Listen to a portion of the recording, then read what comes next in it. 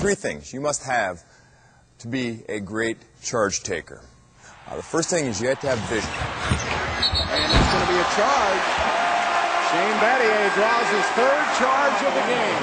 You have to know where the basketball is on the court at all times. And your head has to be on a swivel, always knowing where the basketball is. The next thing you need is great anticipation. Gary Payton on the take. And Shane Battier draws the offensive foul. You have to know in a split second when a LeBron James or Paul Pierce or an Allen Iverson is driving to the basket in a nanosecond. You have to think in your mind, is he out of control to the point where if I came over and took the charge, would I get the call? And thirdly, and probably the most important thing you need to take a charge is courage, because they hurt as much as they look like on TV, especially when you get the big fellows rolling through the lane. So it's very, very important when you're taking a charge, especially around the basket, that you're aware of where your feet are. This is a charge. This is a block. So as Steve starts to make a drive, I see he's out of control.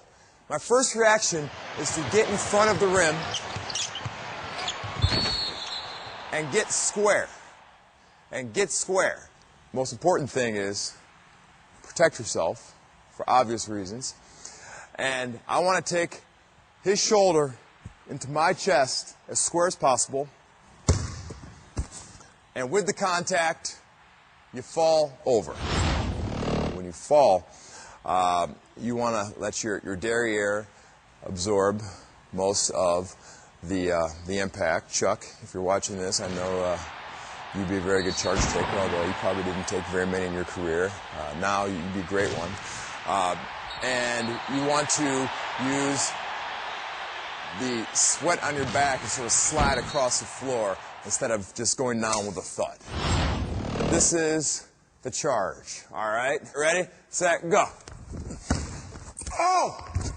Oh!